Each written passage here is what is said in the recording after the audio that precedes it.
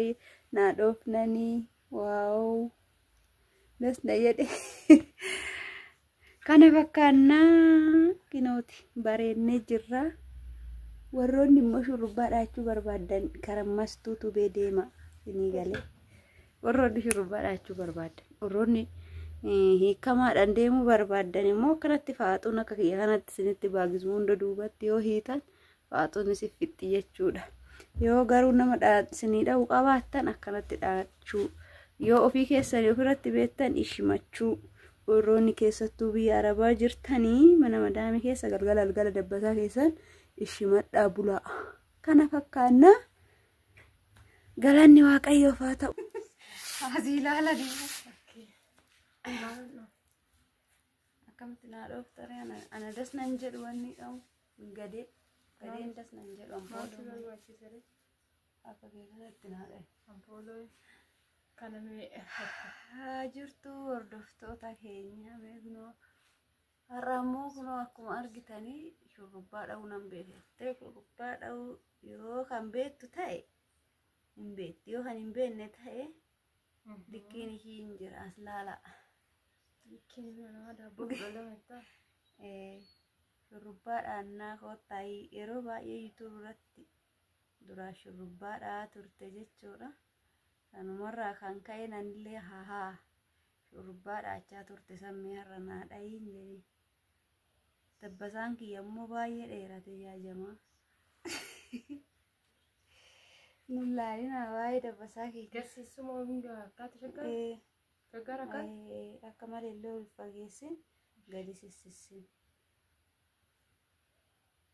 jaartii dhageessiti eegaduma qabiinuu dha'ii nagaa gaafadhu kaa uummata ashamaa hordofanii kabajamtoonni fi hordoftoonni keenya akkam ooltanii nagaa ooltanii nagaa jirra galata waaqayyoo kun onarraa doorsisti ilaalaa hinaani qadhabuun beektu naan jettii takka yoo ati mataa dha'uu baatte qorichi kee hin jira naan jetti waan hooshiin na gochuu hedduun beeku garuu na sodaachiste maali anin beeku jedhe dubbiin jaartidha jettee narratti hojiin mataa maragaan dhahe ishii namni akkuma garuu baay'illee hin beeku kanatti qabaa kaami kamna hina suuta qassi bilaa dooruu ba'e jirti jedhaalechiin qolaltu xilaalech jedhanii suuta yennee baraan haa qotu narratti barattaa nan beekannaa nu dhahaa jirtaadha sumarratti an baradhaa xagara caffeenaa akkasiidha mee warroonni shurrubbaa walii dha'uufaa yaaddanii biyya keessan jiraattan akkasuma warra shurrubbaa namni akkasii dha'uu barbaadan yookaan obboleettii haa ta'u yookaan haadha haa ta'u ana yeroo baay'ee maazariin naadha inni mabiraattuu dhaadheen beeku gaaf tokko bichaa siistarii si naanaan jettee narratti fajjee gaafuma sanaan hiikayyoon abbu akkasii mee warroonni akkasitti yaaddanii yeroo baay'ee kaanuu hiikamaadhaan deemna biyya Arabaatitti akka malee hin qalleessis hiikamaadhaan deemna namni nu ishimu hin jiru ofii keenya ishimannaa ofii keenya dhaannaa anammallee sanumaa dhugaa rabbii ammallee yeroo baay'ee kan argitan dabbasaa kiyya hiikamaa argitu malee dhayii san argitanii ammoo kunoo kaamastuuni sitti toluu dideteesse rakkoon qabu naadhaa jirti jechuudha. Akkasumas dubartii yoo deechuu mataadhaatti jedhan yoo da'uu fi qophii da'iisatiif mataadhaatti qophoofti maaliifi waan ciistuu fi qophoofti jechuudha da'iisaaf yoo kan maaliifi jennaani hin ciisti waan ta'eef jechuudha hanga torbee lama hanga torbee kaan haga kaatutti dabbasaan yookaan rifeensi jalaa baduu danda'a. Kanaafuu sanii jechuudha akkuma beekamu qophiitti jirras waan ta'eef mee nama kana illee injisna innee tagasanii illee injisna yoo gaarii kan dhooftu ta'e akka malee bareecha kaayyiin akkas naan jette akka malee irratti qallisiin yoo atumti narraa hiikte malee narraa hiikuu hin jiru nan bareechaa warra ollaatti kadhana rakkoo qabu. Ganaa warra ollaatti kadhadhee hin ta'u. Akkasitti hin ta'u waan ta'eef warra ollaatti kadhachuurra yabbisi yabbuu wayyaa. Akkam qabu godhe. Ani baay'ina mana dhabba'u. Inni akkasii mee kaakottaa mee walumaan laallaa xumura isaa akkaataan itti dhoofte hanga sanitti viidiyoo waan isin jalaa turuu fi boqadhaatoo mee fixxee seeraan dhooftee yoo fixxe badhaasa qabdii ishiin yoo seeraan dhooftee akka ani barbaadu dha'uu baatte ifuma fuulduratti hiikaa jechuudha daqiiqatti.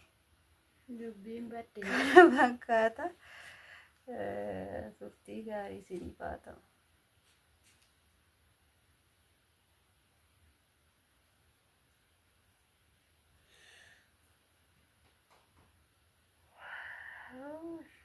Rafuu iddaa hidhameen irratti. Uuma rabbiin nan dadhabe taa'ee jennaa suusin nagzeen hojjedhunaa wayyaa. Viidiyoo dhaabirra. Hin cufnaa wal. Kun saayilantiin godhaa dabalees.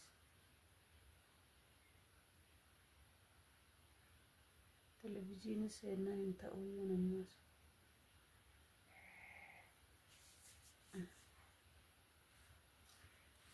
Cufuu achiin jedhaa qoynan cufu qosii kan cufa. Argitaniiree micayyuma kunoo akkanatti na bareechite hamma har'a jaarsi kiyyaa guddii ta'e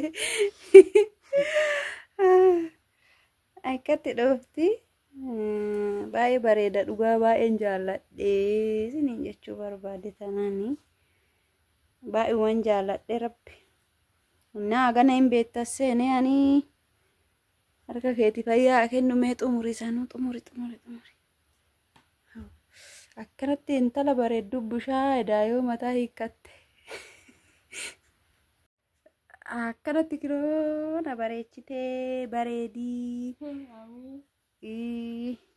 Akkanatti siyaa bareechuu rabbii akkanatti shurrubbaan kiyyallee kinoo akkanatti naa dheeratee naa dhoofnanii waaw. Dasna jedhe kana fakkaannaa kinooti bareednee jirra. Warroonni immoo shurrubbaa dhaachuu barbaadan karammastuu tubee deema isinii galee. Warroonni shurrubbaa dhaachuu barbaadan warroonni hiikamaadhaan deemuu barbaadan immoo akkanatti faaxuun akka kiyya kanatti isinitti baagismu hunda duubatti yoo hiitan faaxuun isif fixxi jechuudha. Yoo garuu nama isinii dha'uu qabaattan akkanatti dhaachuu. Yoo ofii keessanii ofirratti beektan ishimachuu. Warroonni keessattuu biyya Arabaa jirtanii mana madaamii keessa galgala dabbasaa keessan ishimadhaa bulaa. Kana fakkaannaa galanni waaqayyoof haa ta'u har'a kina akkanatti bareennee adde mastuu turu bareechee warreen bareedu barbaadan mastuu tubee subscribe share like comment godhaa. Bye bye.